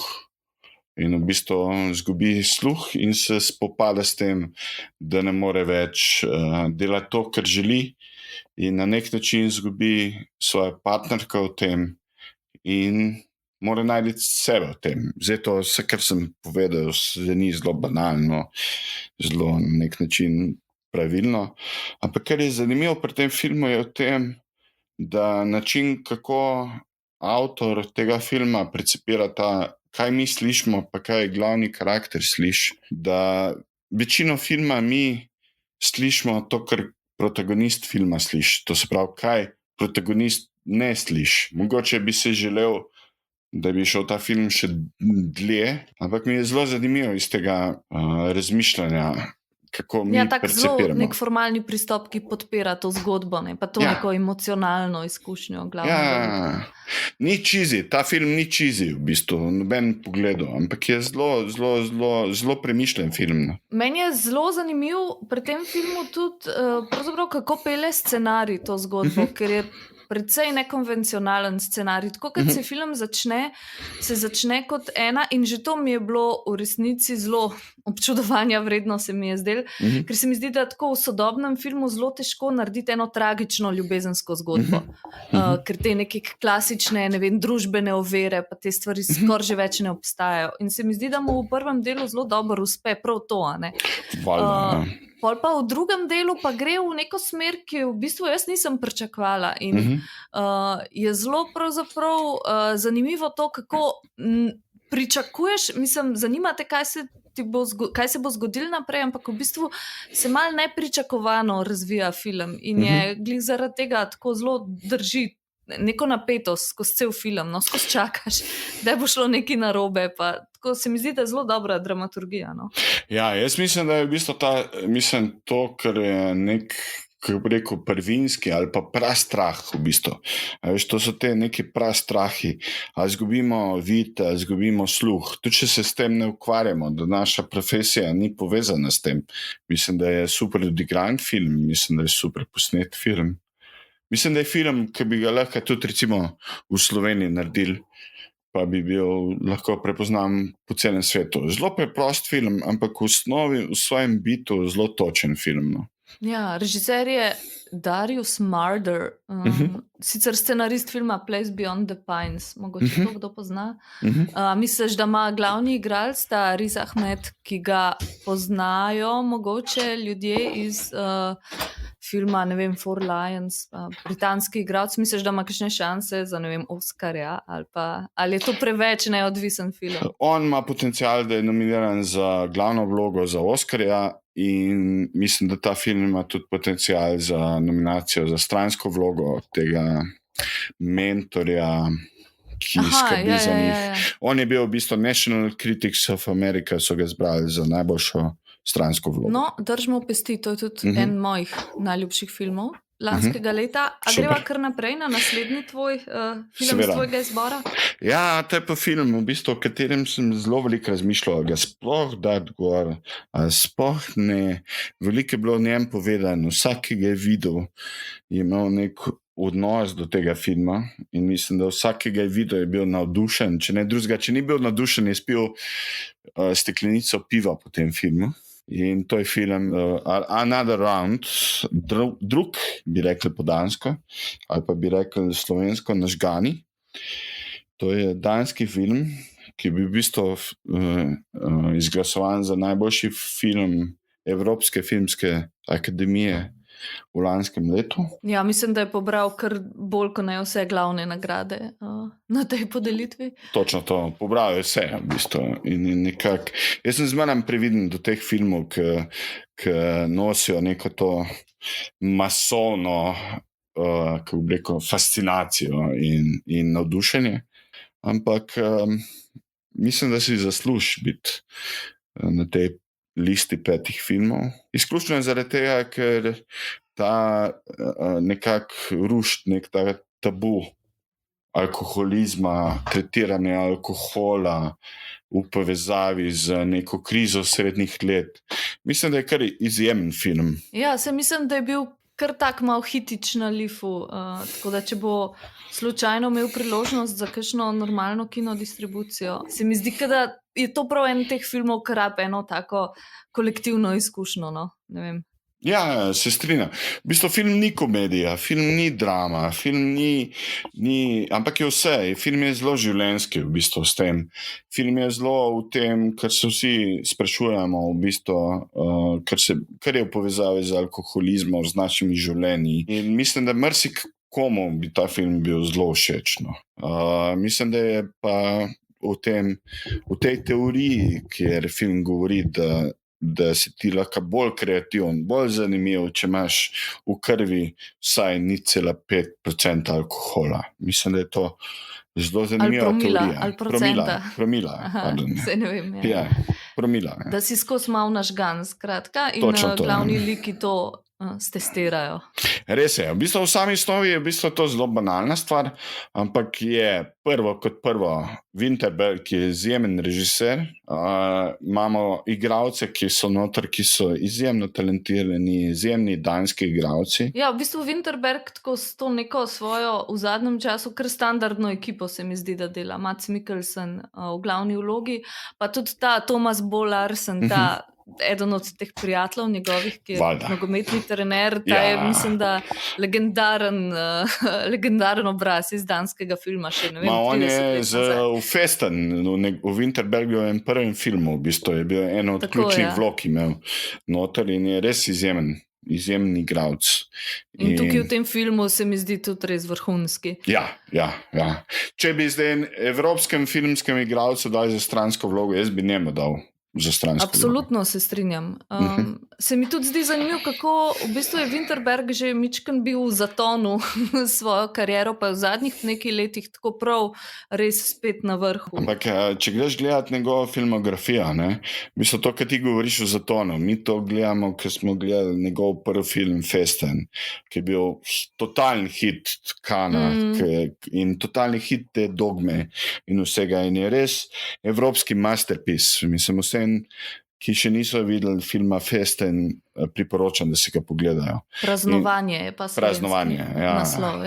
Je slovenski naslov, ampak potem je on imel ta neki ameriški film in potem še neki angleški film, ki v bistvu, če ti tako narediš tak film, kot je Festen, je zelo težko v bistvu upravičiti pričakovanja, ki jih imajo vsi. On je v bistvu z Lars von Trierjem sta skupaj nekako bila krivca za preporod evropskega filma v 90-ih, s to Dogmo 95. Ja, najprej danskega, potem pa evropskega filma. Hočeš reči, da smo pol čist preveč vsi pričakovali? Jaz mislim, da smo vsi pričakovali izjemno veliko. Mogoče damo v zapiske ta izjemen pogovor z Winterbergom na Berlin Talent Campusu izpred par let, ker on govori o tem obdobju, ki je on naredil svoj prvenec in kako je kasneje delal filme. Mislim, on je en zelo talentiran režiser, izjemen pripovedovalec filmskih zgodb. Ok, greva na tretji film po tvojem izboru. Ja, zdaj pa ne vem, kje bi rekel, ampak bom rekel tako. Evo, rekel bom, preden v zadnjih dveh govorim, bom rekel First Cow. Prva krava. Prva krava. To je nek tak film, ki ne veš, ali pa še v leto 2019 ali 2020. Tako je malo nekaj zabrisana ta meja. Mislim, da je to v povezavi s korono, ker tudi so malo izkoristili to. Mislim, da je film štartil 2019, ampak se nekako tretira kot film 2020. To je film, ki ima zelo zanimivo pripovedovanje. To je film, ki je posnet na filmski trak. Ne vem, meni je zelo ljub zaradi tega, ker je zelo klasičen v svojem smislu, v pripovedovanju, kadriranju. Si vzame svoj čas, to mi je všeč, in govori o času, ki se na nek način Amerika postavlja na svoje noge. Je izjemno duhovit na nek način v svojem pripovedovanju. Je brezkompromisen, mogoče v tej zbirki mojih 5 filmov in ljubših filmov. Je pa v bistvu zanimivo, kako režiserka Kelly Reichardt tako nekako ostane v tem filmu zvesta tej svoji poetiki, se mi zdi, ker kakor si rekel, zelo veliko Zelo pomemben je zvok, pa narava, pa snema vedno tam Pa ja. okrog Oregona nekje, pa vzame si čas pa to. Ampak hkrati je pa, če se ne motim, to njen prvi film o moških, tako tak bromance v bistvu Ja, se v čisti filmu bromance. zgodi. Buddy movie. Buddy movie, ja, ampak na tak čist ne vem, na tak način, kot se ne spomnim, da bi ga videla jaz že kdaj. Zelo v bistvu simpatično, tako zanimivo. Hkrati pa ful napet, tako ne vem, kako je uspel iz kraje mleka od ene krave, v bistvu toliko ene napetosti dobiti. Tako da Mislim, zelo meni je zanimiv izjemen film, ja, se film. strinjam. Ja, mogoče najbolj zanimiv ameriški film lanskega leta. No? Se mi zdi kar prelom. Mislim, da bo vedno ta film med prvim ali pa drugim mestom v vseh nekih lestvicah. Mislim, na vse zadnje, kljub temu, da ga je ženska naredila, jaz mislim, da je to film, ki ima največ jajc letošnjega leta oziroma lanskega leta. Želim si, da bi bil to najboljši film na Oskarjih. To bi bilo kar, se mi zdi pogumno tudi za Oskarje. Mislim, da je tako se zelo strinjam. Ja. ne preveč tipičen Oscar material, ampak v tako čudnem letu, kolikor je bilo lansko, v bistvu res ne vemo. Ampak tudi če gledaš to obdobje, to govorimo o obdobju 200-300 let nazaj v Ameriki. Mislim, kako je to posneto, kako je to tretirana ta tematika. Mislim, to je zelo točno, se mi zdi. No. Nič ni preromantizirano, ima humor, je zelo inteligentno. Mislim, res izjemen film. No. In tudi dva odlična igralca, ki vsaj jaz jih nisem sploh poznala prej, se mi zdi, da sem jih videla prvič v tem filmu. Pa najlepša krava, kar sem jih kdaj videla na filmu. Izjemno, ja. Tako da, evo, to je prva krava, First Cow, Kelly Reichardt. Greva na četrti film. Ja, četrti film pa mislim, je sem tudi zelo veliko razmišljal, ali se sploh klasificira to kot film. Ampak pa sem razmišljal o tem, če ne bi bilo to leto tako čudno, bi ta izdelek mi gledali v kinodvoranah, definitivno. To se pravi, bi bil to film. Kljub temu, kakšna je narava vsebine tega filma. In govorim v bistvu o posnetku predstave Hamilton. Mateoš, dobri stari ljubitelj musicalov, oziroma sovražnik musicalov, izbereš v bistvu največji musical hit iz Broadwaya zadnjih nekaj let, da mi to malo bolj razloži.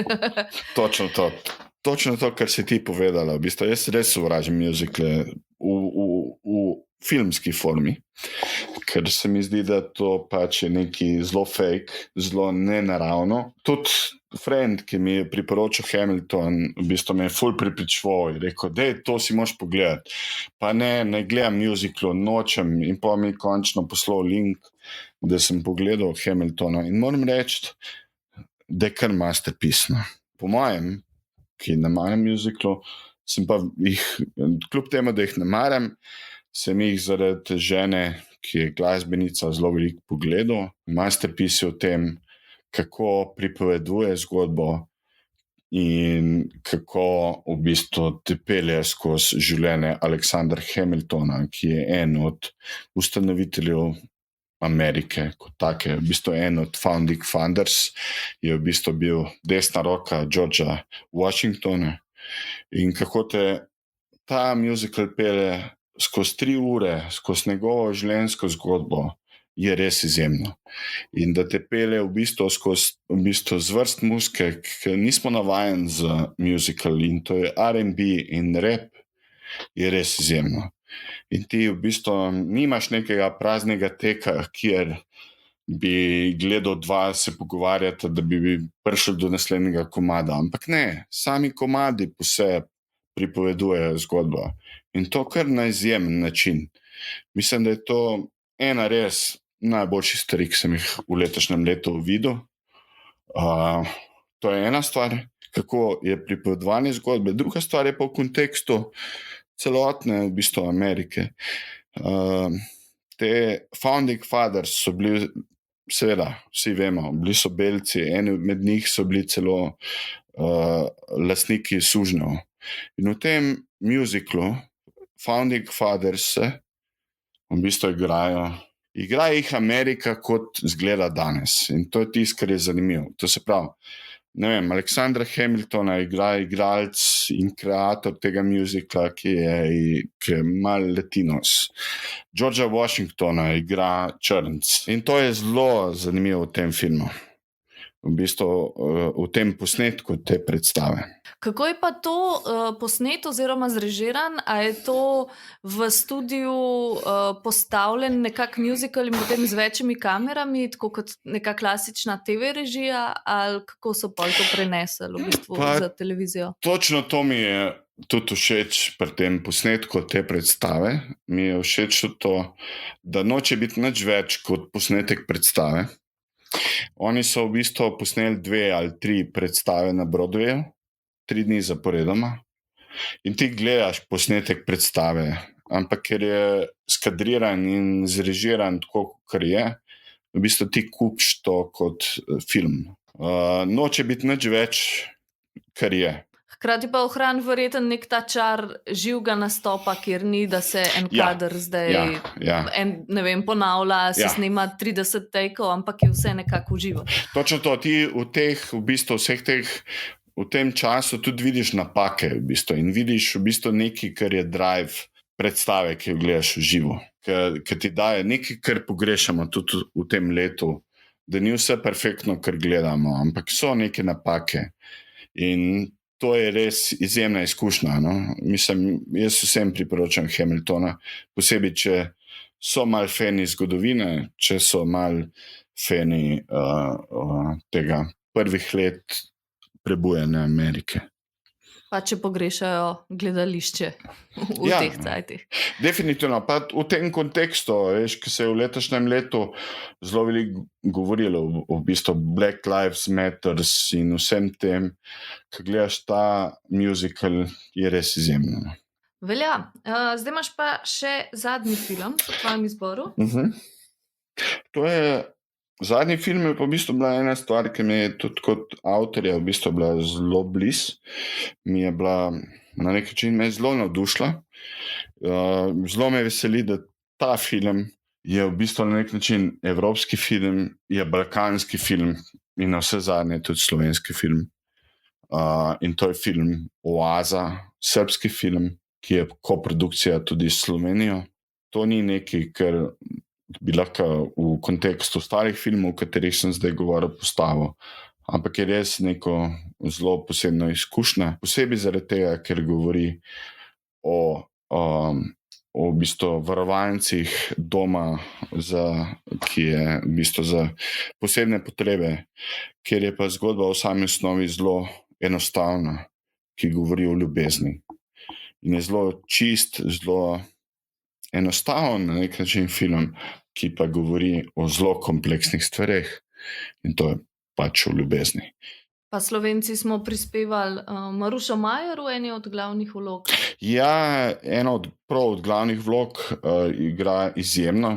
Včeraj sem z njo govoril, mi je bilo tako, upam, da nisi tako strašna v real life, kot še v tem filmu, ampak izjemno odigra svojo vlogo.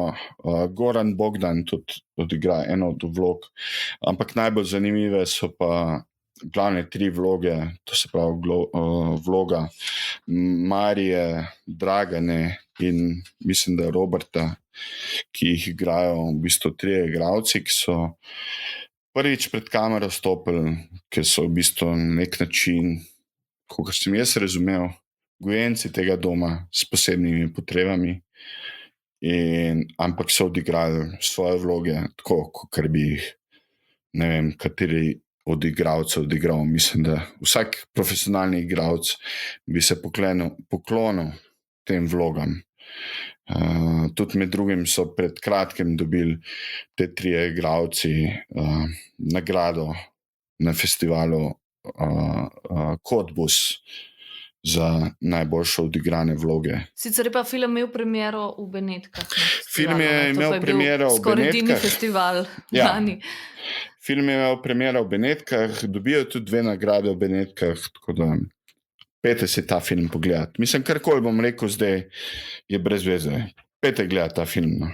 A slučajno veš, ker druge filme, mislim, da se večinoma na teh VOD platformah da pogledati. Zdaj pa za tega, če slučajno veš, kako je z distribucijo? S tem filmom mislim, da čakajo, da se stvari normalizirajo. Jaz sem dobil od producentov link, da sem si ga pogledal. Ampak mislim, da upam, da se ga v letošnjem letu bomo lahko pogledali ali v Kinodvoru ali v kjerkoli drugem kinu. Matevž, to je bila torej tvoja, to je bil torej tvoj izbor 5 najboljših filmov iz tega bizarnega leta 2020. A bi še kaj dodal? Ja, dodal bi, da me zanima, kakšni so tvoji filmi, top 5 filmov leta.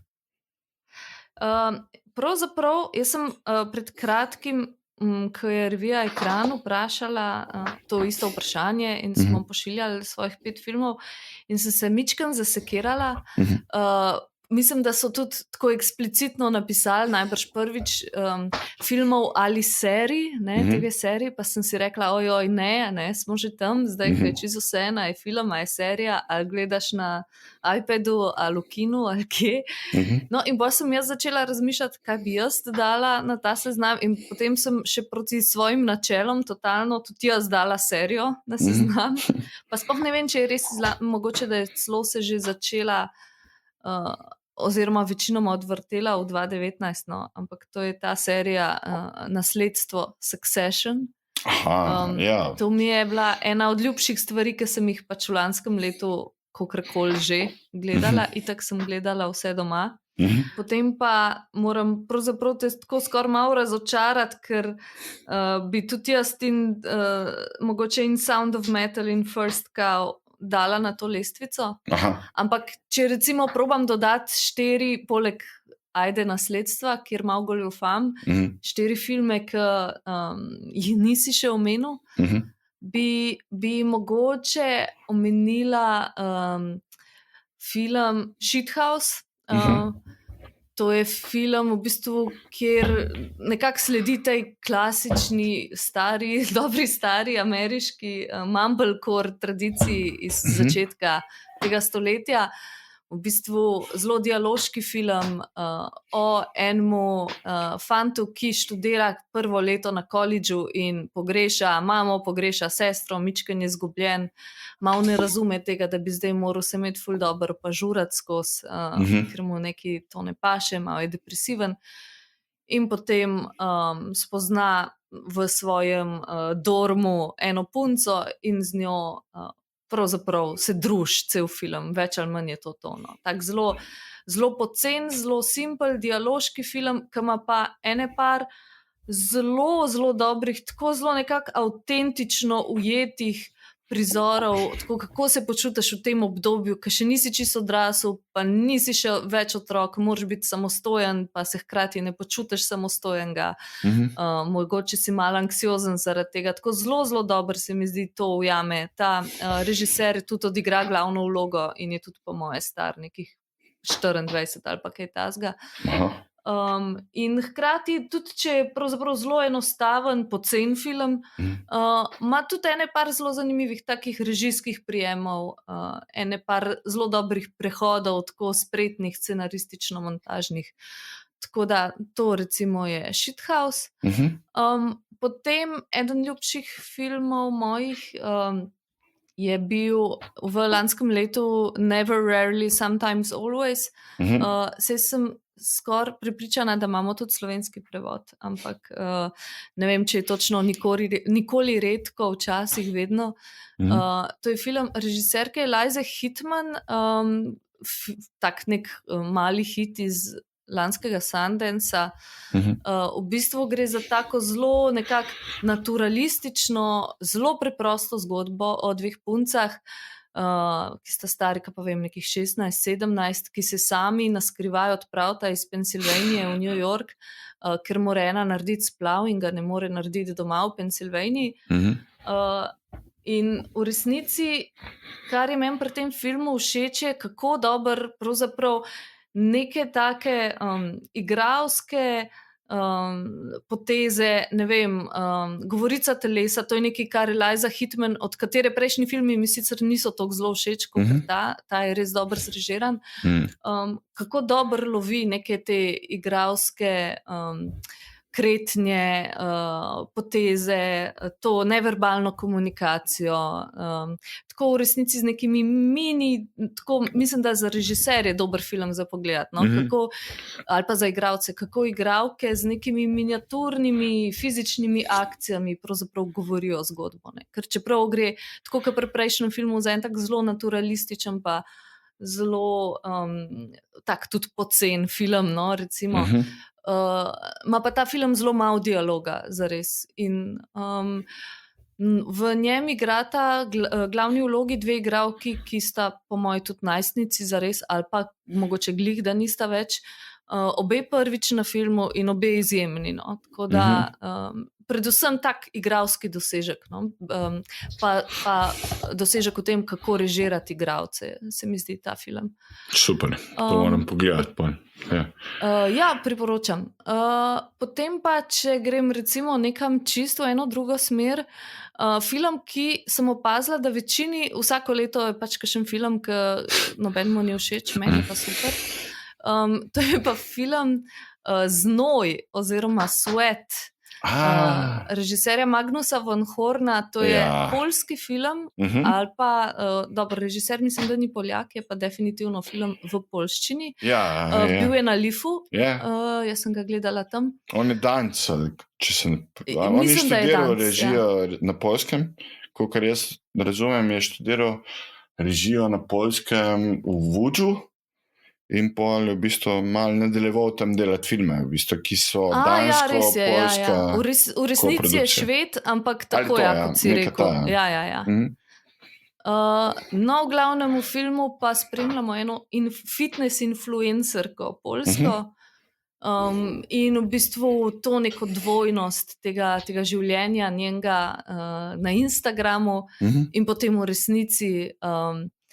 In v bistvu gre za neko tako zelo observacijsko zadevo, pravzaprav portret, no, taka ena zelo simpel oblika filmske pripovedi, pravzaprav portret enega lika, se pravi te influencerke, ki jo spremljamo, kaj pa vem, najbrž je kakšen teden v njenem življenju. In tudi v resnici film, ki je, mislim, da je to neka rdeča nit teh mojih izborov, po moje lanskih, film, kjer tudi v bistvu ga pelje pač izjemna glavna igralka. V resnici brez nje, pa brez teh njenih nekih detaljčkov, pa enega življenja, ki ga ona vnese v film. Če se ne motim, je ta film bil tudi izbran iz strani Canskega filmskega festivala, en od teh, ki so bili shortlistani, ki so dobili pečat Cannes Film Festivala, tako kot je dobil film Nažgani, ta pečat, je tudi ta film dobil pečat Canski. Mislim, da res, selected for Cannes, nekaj tazga so temu rekli. Mislim, jaz sem videl od tega režiserja njegov diplomski film in je izjemen film, tako da si predstavljam, da je tudi ta njegov, ali je to prvenc, ali je to drugi film, ne vem točno, mislim, da je drugi film. In je zelo zanimiv režiser. No, se mene tudi zanima, kam bo šel naprej. Tako da bom majčken pozorna, nisem ga poznala prej. Pol bom pa so mi bili všeč tudi eni filmi, ki jih je v podcastu tudi že omenil kolega Luka Marčetič, tako da bom te zamolčala, pa bom omenila še enega, ki ga še nihče ni omenil. To je pa film Dick Johnson is Dead. Morda si gledal prejšnji film te režiserke Kirsten Johnson, Camera Person. Gre v bistvu za režiserko, ki je bila po moje 21, če ne še več let, filmska snemalka in je snemala dokumentarne filme z nekaterimi pač največjimi dokumentaristi ameriškimi.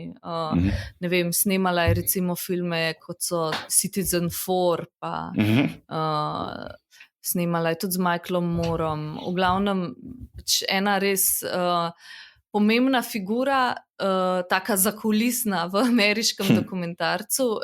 Jaz sem kar precej, potem naknadno ugotovila, da sem iz te njene filmografije kar precej filmov že videla in ki jih je pač posnela kot snemalka. In precej jih je zelo dobrih. No, pred kratkim je kot režiserka debitirala s tem Camera Person, Dick Johnson is Dead in njen drugi film. Gre pa za film, ki je, težko bi mu rekla res dokumentarc, ampak težko bi mu pa tudi rekla karkoli drugega. V bistvu je en tak zanimiv hibrid, kjer po eni strani dokumentarno spremlja svojega očeta, to je ta Dick Johnson iz naslova, to je njen oče, ki ima, ne vem, Alzheimerjevo ali točno katero bolezen, v glavnem počasi se mu zdravje slabša. Je pa to en tak zelo simpatičen, zanimiv, hecen gospod. In na eni točki v filmu se on preseli k njej, ona ga spremlja mičken to življenje z njim in tako. Hkrati pa pač se z njim pogovarja o smrti, pa o tem, se boji smrti, in potem skupaj inscenirata neke prizore, kako bi on lahko umrl. In to so pa sred filma neki igrani prizori, kjer on sam odigra ali pa tudi občasno kakšni kaskaderji neke načine, kako zdaj on umre. In mu, ne vem, neka ogromna klimatska naprava pade na pločniku z ene stavbe na glavo, pa ne vem, različne situacije. In pol inscenira tudi svoj pogreb in tako naprej. V glavnem ne bom preveč razkrila, ampak taka res zanimiva, kakor ena taka terapija družinska in razmišljanje o tem, kako se spopasti s smrtjo, ki pa je hkrati v bistvu zelo taka nekako pozitivna pa duhovita. Tako da v bistvu ja, no, tak zanimiv, nenavaden film Dick Johnson is Dead. To se izjemno sliši, v bistvu. Ja, mislim, na Netflixu se ga da videti. The best, super. Ja, tako da to je moj izbor. Matevša, sva končala? Po moje sva. Pol pa ti najlepša hvala za tale tvoj izbor. Jaz si bom pogledala še Hamilton, ki si ga nisem in sem nekako bila res izjemno. Kot ti zelo skeptična, ampak v bistvu me vedno bolj zanima. Veš kaj je fascinantno pri tem musiclu? Res je fascinantno to, da glasba pripoveduje, da te komadi, ne veš, kjer je boljši, v bistvu kar vlečete naprej. Ta musical traja 3 ure plus, ne vem, koliko traja, ampak je res izjemen. V bistvu eni komadi so masterpisi, pa ne veš, kjer je boljši. Tako da jaz bi si sam želel, da bi ga gledal živo, ampak očitno je to več ni mogoče. Ampak ja, pogledajte si Hamiltona. Nekaj posebnega je to. No, in s temi besedami lahko zaključujem mogoče tele lestvice oziroma izbore najboljših filmov iz leta 2020. Matevž, hvala ti in lepo se mej. Lepo bote. Čau. Čau, čau. Poslušali ste podcast Filmarija, ki ga izdaja Društvo slovenskih režiserjev s podporo Slovenskega filmskega centra Javne agencije Republike Slovenije. Producentka Zala Opara, tehnična izvedba Luka Marčetič. Hvala za posluh in do naslednjič.